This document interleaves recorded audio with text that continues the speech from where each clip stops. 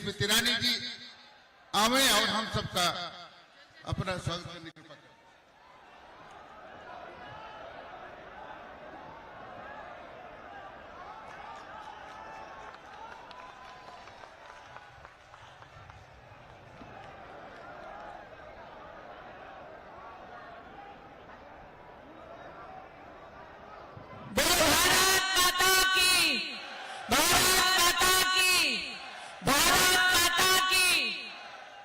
आतुरता से हम सब कार्यकर्ता जगदीशपुर विधानसभा का विशेष रूप से जन समुदाय अपने यशस्वी मुख्यमंत्री की बाट जो रहा, इसके हम सब की ओर से सर्वप्रथम योगी आदित्यनाथ जी का हम इस पुण्य धरा पर स्वागत करते हैं, अभिनंदन करते हैं। समय की गरिमा को देखते हुए सम्मानित मंच और मैदान को प्रणाम करते हुए मैं विशेष योगी जी का आभार व्यक्त करती हूं कि आपने पुनः इस चुनाव में अपना आशीर्वाद हमें विशेष रूप से जगदीशपुर में देने का सौभाग्य ये प्राप्त करने का सुअवसर दिया है।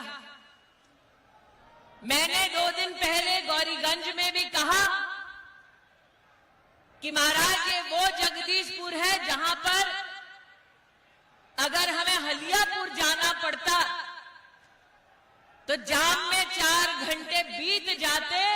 यहाँ कितनी ऐसी पुश्तें हैं, कितने ऐसे परिवार हैं जो जीवन भर गोमती नदी पर पुल बने ये आस लेकर जीता रहा।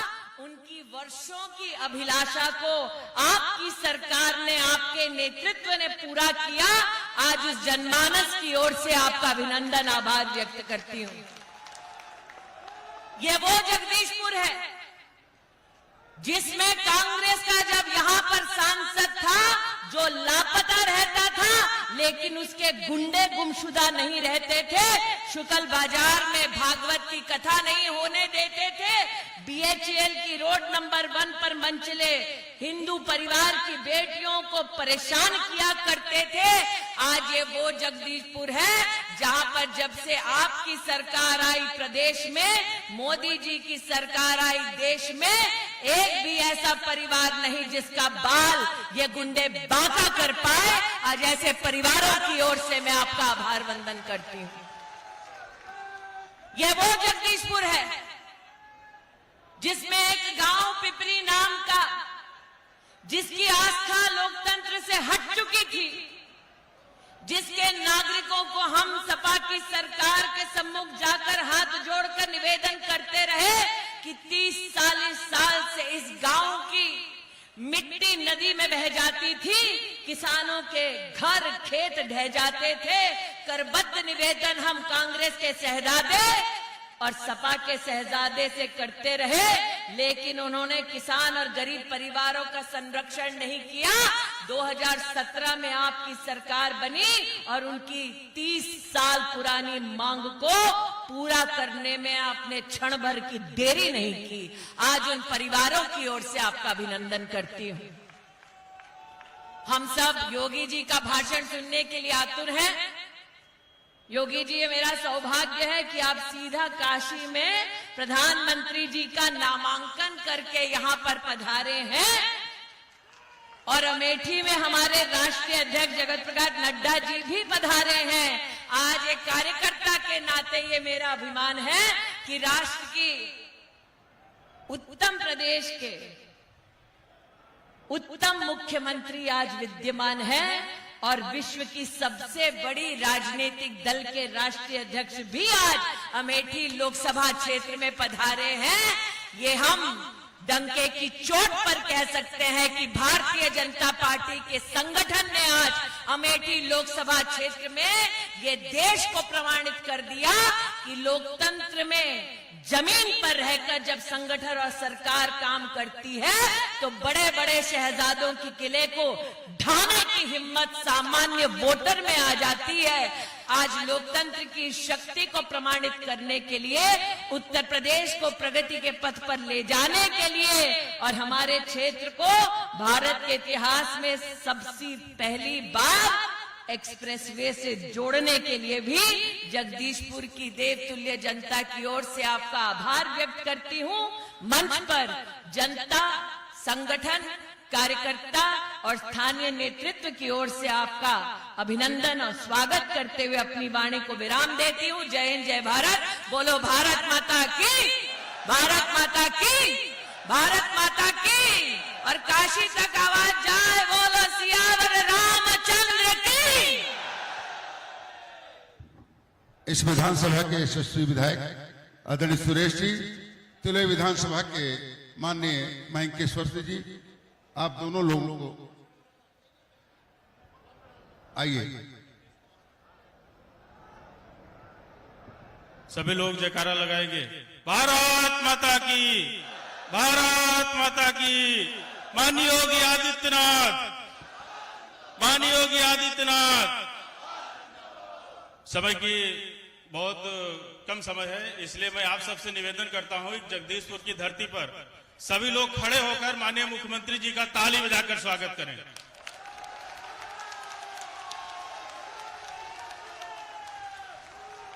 महाराज जी ने जगदीशपुर को बहुत कुछ दिया है। मैं महाराज जी का बहुत बहुत अभिनंदन करता हूं और महाराज जी से मैं निवेदन करता हूं कि महाराज जी हम सबको अपना आशीर्वचन प्रदान।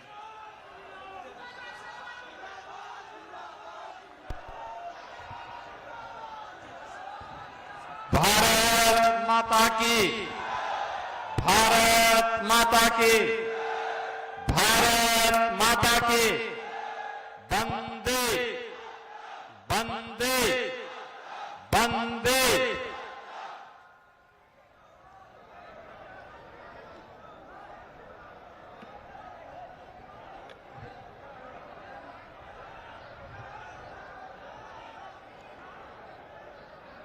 मां दुर्गन भवानी और कलकन धाम को कोटि कोटि नमन करते हुए अमेठी संसदीय क्षेत्र के जगदीशपुर की आप सभी जनता जनार्दन का मैं हृदय से स्वागत करता हूं, अभिनंदन करता हूं। मंच पर उपस्थित आपकी लोकप्रिय सांसद और अमेठी लोकसभा क्षेत्र से भारतीय जनता पार्टी की प्रत्याशी केंद्रीय मंत्री माननीय श्रीमती स्मृति ईरानी जी, उत्तर प्रदेश सरकार में मंत्रिमंडल के मेरे सहयोगी श्री मयंकेश्वर शरण सिंह जी, इस जगदीशपुर के लोकप्रिय विधायक श्री सुरेश पासी जी, पूर्व विधायक श्री तेजभान सिंह जी, विधान परिषद सदस्य श्री शैलेंद्र प्रताप सिंह जी, पूर्व जिलाध्यक्ष श्री दुर्गेश त्रिपाठी जी, जिला महामंत्री श्री राकेश त्रिपाठी जी, भवानी दत्त दीक्षित जी, गिरीश चंद शुक्ल जी, विधानसभा के संयोजक श्री हेमंत विक्रम सिंह जी, पूर्व मंत्री श्री जंग बहादुर सिंह जी,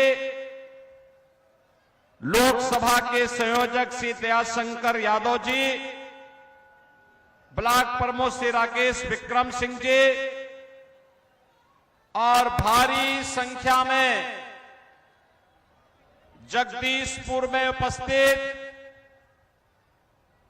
अमेठी संसदीय क्षेत्र से जुड़े हुए मेरे सभी उपस्थित बहन और भाइयों, मैं अभी काशी से आ रहा हूं। कल आपने देश के यशस्वी प्रधानमंत्री आदरणीय श्री नरेंद्र मोदी जी के स्वागत के लिए काशी वासियों के उत्साह को रोड शो के माध्यम से देखा होगा। क्या अभूतपूर्व स्वागत हो रहा था। एक राष्ट्र नायक जब अपना सब कुछ जनता जनार्दन के प्रति समर्पित करता है, जिसके लिए देश ही सब कुछ है, जनता जनार्दन की सेवा ही जीवन का ध्येय है और सत्ता नहीं बल्कि एक सेवक के रूप में जनता जनार्दन की सेवा में सदैव तत्पर रहता है। जब कोई जनप्रतिनिधि इस रूप में कार्य करता है तो राष्ट्र नायक के रूप में जनता जनार्दन ऐसे ही सेवा करती है जैसे काशी वासियों ने कल प्रधानमंत्री मोदी जी का किया है। लाखों लोग 3 घंटे तक उस रोड शो में हिस्सेदार बने रहे प्रधानमंत्री मोदी जी के साथ। 5 बजे से रोड शो शुरू हुआ था, रात्रि 8 बजे संपन्न हुआ और जनता जनार्दन 12 बजे से ही वहां पर खड़ी रही प्रधानमंत्री जी के स्वागत के लिए। बहनों और भाइयों, काशी वासी इसलिए भूत हैं क्योंकि काशी को एक नई काशी बनाने, जो व्यक्ति 10 वर्ष पहले काशी गया होगा आज काशी जाएगा तो काशी को पहचान नहीं पाएगा, क्योंकि सब कुछ तो अलग है। जो गली थी आज 2 लेन और 4 लेन की सड़क है। जहां झूलते हुए तार थे आज अंडरग्राउंड केबलिंग है। जहां पर जर्जर घाट थे, गंदगी से सने हुए घाट थे, आज चमकते हुए काशी के घाट हैं। जहां पे नालियां बदबूदार थी आज वहां पे शुद्ध जल बह रहा है, क्योंकि एसटीपी से वहां की सारी गंदगी को हटा करके आज वहां पर शुद्धता का, स्वच्छता का, सुंदरता का एक नया मानक बना करके वहां पर देवालय हो, वहां शिक्षालय हो, वहां पर चिकित्सालय हो, वहां के कोई भी केंद्र हो।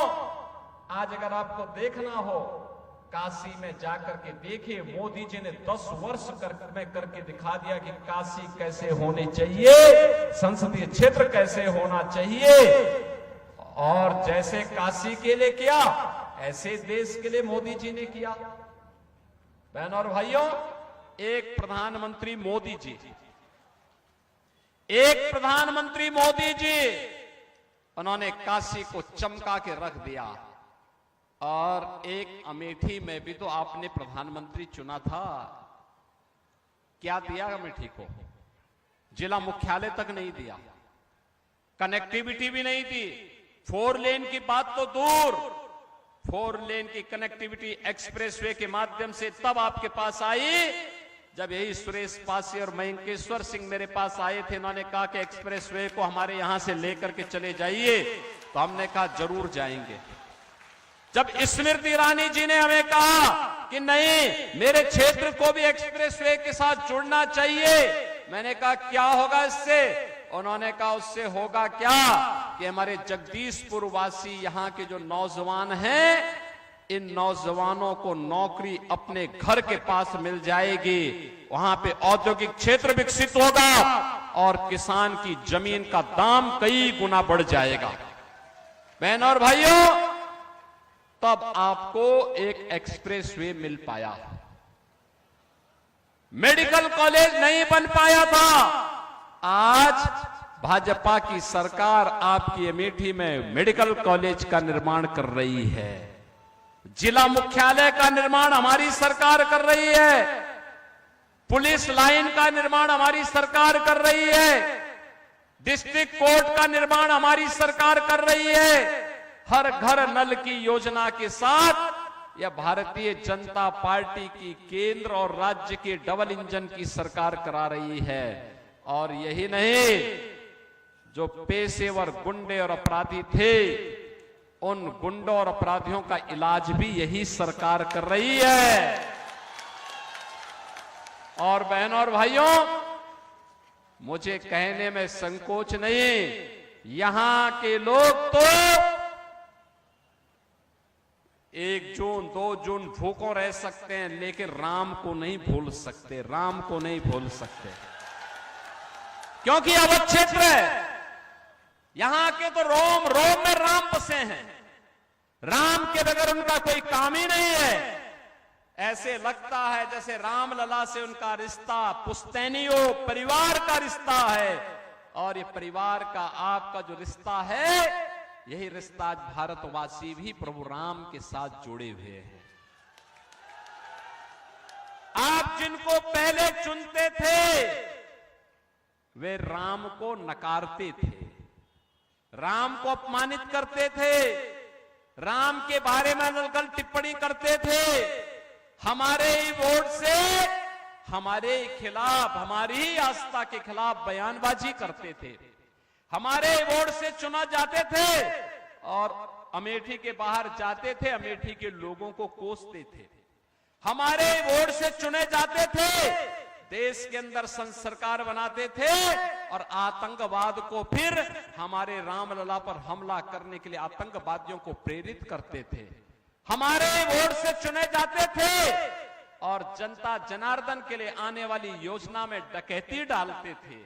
हमारे वोट से चुने जाते थे और हमारे ही विकास में रोड़ा बना करके बैरियर लगाने का काम करते थे।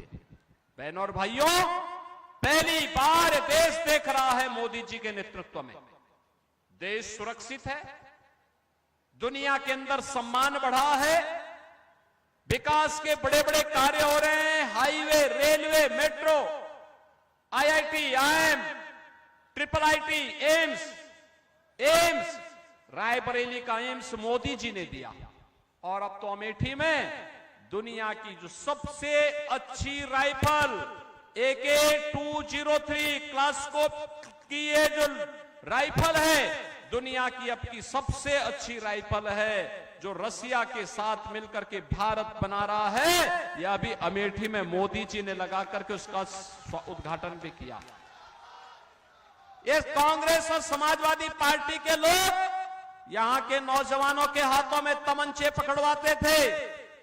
हमने यहां के नौजवानों के हाथों में टैबलेट दिया है, टैबलेट, और देश की सुरक्षा के लिए आपके जिले को क्लास्कोप श्रेणी की AK-203 राइफल दे करके आज भारत के जवानों के हाथों में जब ये राइफल होती है तो पाकिस्तान भी थर्राता है, दुश्मन भी थर्राता है,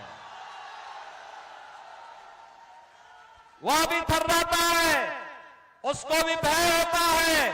और तभी तो पाकिस्तान बोलता है ना, जब मजबूत सरकार होती है और राइफल आपकी अमेठी में बनती है, अब दुश्मन भी क्या बोलता है, अगर पटाखा जोर से फट जाए ना, कहता नहीं मैंने नहीं किया, मेरा हाथ नहीं है इसमें, वो पटाखा फट रहा है।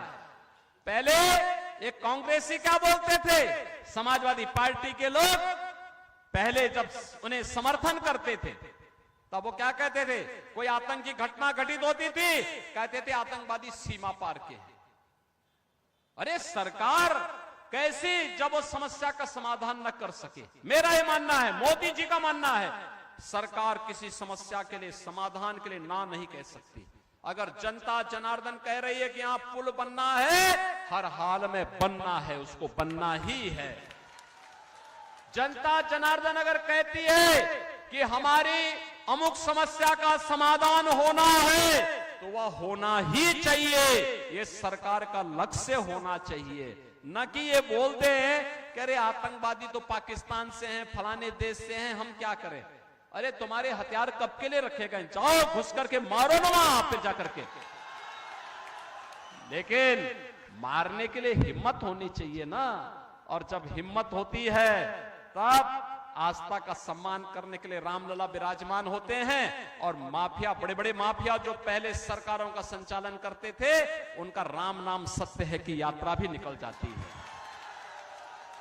बहनों और भाइयों, मैं इसीलिए आज आपके पास आया हूं आपसे कहने के लिए, मैं धन्यवाद दूंगा श्री राकेश प्रताप सिंह को, गौरीगंज के विधायक को, धन्यवाद दूंगा मनोज पांडे को जो रायबरेली के पास विधायक है।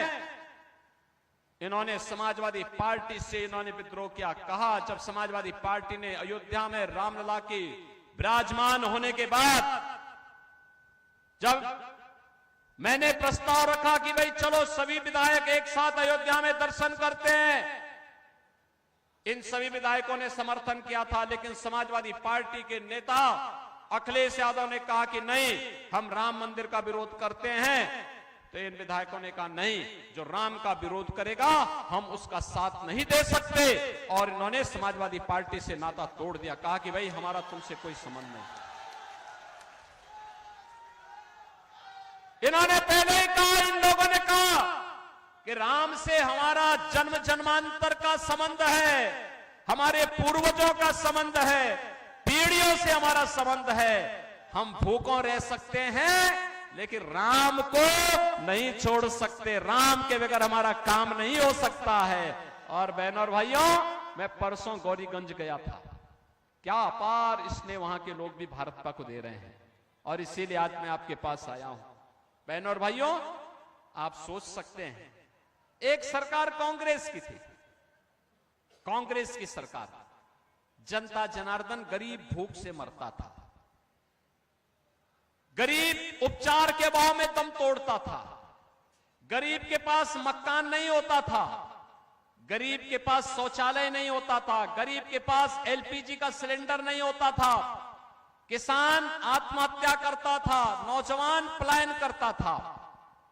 और 10 वर्ष में 80 करोड़ लोगों को फ्री में राशन की सुविधा का लाभ आज मोदी जी उपलब्ध करवा रहे हैं। 80 करोड़ लोगों को देश के अंदर, 60 करोड़ लोगों को आयुष्मान भारत का कार्ड दिया है, 5 लाख रुपए, जिसमें हर वर्ष वह व्यक्ति उपचार करा सकता है।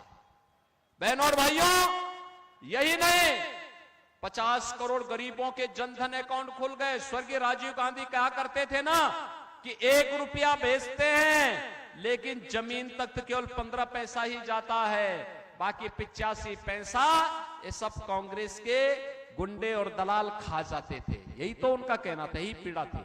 मोदी जी ने उस पीड़ा का समाधान कर दिया, कहा हर गरीब का खाता खुलवाएंगे, पैसा सीधे वहां भेजेंगे। अब दिल्ली और लखनऊ से पैसा जब गरीब के खाते में आता है तो 100 में से 100 पैसा उसके खाते में जाता है। बहनों और भाइयों, 12 करोड़ किसान सम्मान निधि का लाभ प्राप्त कर रहा है, 12 करोड़ गरीबों के घर में शौचालय बन गए, 10 करोड़ गरीबों के घर में उज्ज्वला योजना के सिलेंडर पहुंच गए हैं। और हमने तो व्यवस्था दी है, हर दीपावली होली को फ्री में रसोई गैस के सिलेंडर, भरा हुआ सिलेंडर इन गरीब परिवारों को उपलब्ध करवाएंगे। बहनों और भाइयों, 4 करोड़ गरीबों के मकान बन गए। और मैं आपसे फिर यहां से मंच से घोषणा कर रहा हूं, जितने बाकी हैं उन लोगों की सूची बना दीजिए। इस चुनाव के बाद अगले 5 वर्ष के अंदर उनको भी एक एक मकान मिल जाएगा। बहनों और भाइयों, एक तरफ गरीब के प्रति यह कार्य करने वाली सरकार, और दूसरी तरफ कांग्रेस और सपा के लोग एक तरफ राम का विरोध करते हैं और दूसरी तरफ पाकिस्तान का समर्थन। कहते हैं पाकिस्तान का विरोध मत करो, उसके पास एटम बम है। अरे हमने कहा उससे पावरफुल एटम बम हमारे पास भी है, चिंता मत करो। उसका एटम बम फेंकने के लिए है तो हमारे पास हमारा एटम बम फ्रीज में रखने के लिए नहीं है। हम भी छेड़ेंगे नहीं, लेकिन कोई छेड़ेगा तो फिर छोड़ेंगे भी नहीं, और कहीं भी होगा। यानी पाकिस्तान का समर्थन कर रहे हैं, इन बेशरमों को शर्म भी नहीं आती है। और किस पाकिस्तान का समर्थन कर रहे हैं? आपने 3 दिन से लगातार देख रहे होंगे, पाक अधिकृत कश्मीर में हिंदुस्तान जिंदाबाद के नारे लग रहे हैं। पाकिस्तान में आटा नहीं मिल पा रहा है, खाने के लाले पड़ रहे हैं। एक भिखमंगा पाकिस्तान का समर्थन एक कांग्रेसी और समाजवादी पार्टी के लोग कर रहे हैं। और मैं तो फिर कहता हूं, जो हिंदुस्तान में रहता है और हिंदुस्तान पर जिसको गौरव की अनुभूति नहीं होती है, हिंदुस्तान जिसकी प्राथमिकता में नहीं है, भारत माता के प्रति जिसके प्रति समर्पण का भाव नहीं है, वह भारत के अंदर क्यों बोझा बनता है? जाओ ना भिखमंगे पाकिस्तान के पास जाके भीख मांगो वहां जाकर के। क्यों हिंदुस्तान के लोगों के जीवन पे बोझा बने हुए हो? और इसलिए बहनों और भाइयों, मैं आपसे एक ही बात की अपील करने के लिए आया हूं। ये चुनाव केवल चुनाव नहीं है। आएंगे लोग, बहकाएंगे, तमाम प्रकार के नारे देंगे, खरीद फरोख्त करने का प्रयास करेंगे, सब कुछ करने का प्रयास करेंगे।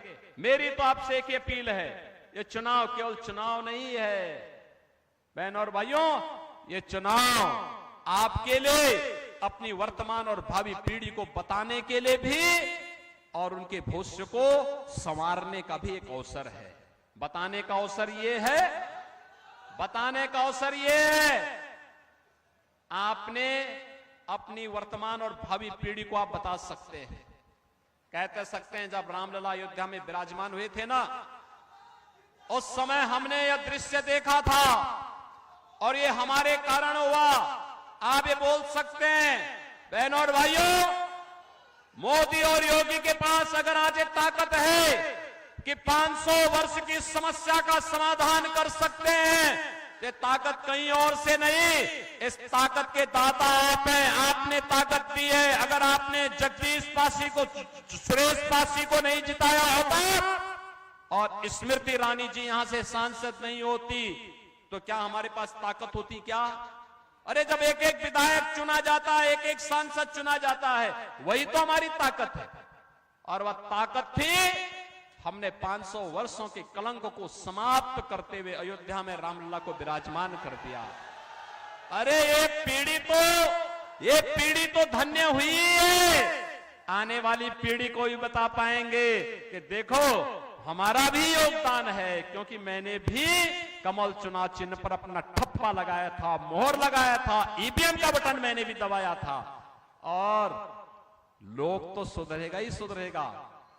जब परलोक में जाएंगे ना तो पूर्वजों को भी बता पाएंगे कि देखो आपकी जो आस थी ना, आपका जो संकल्प था, आप जीते जी नहीं कर पाए, कई पीढ़ियां चली गई, आप बता सकते हैं हमने संकल्प पूरा किया है, आपका संकल्प पूरा किया है, उनका भी आशीर्वाद प्राप्त होगा। और इसलिए बहनों और भाइयों, ये चुनाव केवल चुनाव नहीं है, एक तरफ पुण्य प्राप्त करने का माध्यम है और दूसरा है कांग्रेस और सपा के गुमराह में आने की आवश्यकता नहीं। तमाम प्रकार के भ्रम पैदा करेंगे। इन्होंने पिछले 70 वर्षों में केवल भ्रम ही फैलाया है, भ्रम ही फैलाया है। जाति के नाम पर आपस में लड़ा बढ़ा करके, भ्रष्टाचार के नाम पर, अराजकता के नाम पर एक ही बात बोलनी है, जो देश की आवाज है कि जो राम को लाए हैं हम उनको लाएंगे। क्या बोलना है? जो राम को लाए हैं और क्यों लाएंगे? बोलना आत्मनिर्भर और विकसित भारत के लिए। हमने अपना जीवन व्यतीत कर लिया मेहनत से, परिश्रम से, पुरुषार्थ से। अब समय आ गया है जब हमारा देश दुनिया का नेतृत्व करेगा और मोदी जी दुनिया को नेतृत्व देंगे। इस लक्ष्य के साथ हमें कमल चुनाव चिन्ह पर बीजेपी को वोट देना है।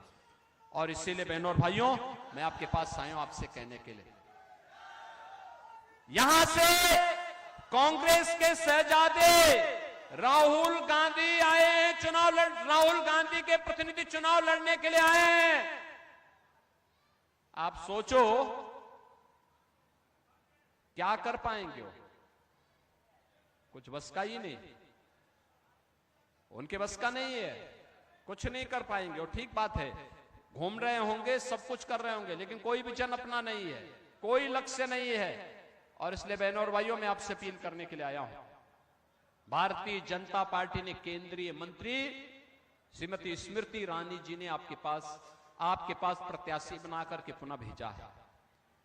स्मृति जी 5 साल में जितनी बार यहां पर अमेठी में आई है, मैं पूछना चाहता हूं, कांग्रेस का जो परिवार यहां से प्रतिनिधि बनकर के, सांसद बनकर के जाता था, देश का नेतृत्व करता था, अगर उनके सभी कार्यकालों को मिलाकर के देख लिया जाए तो वह उतनी बार नहीं आए होंगे।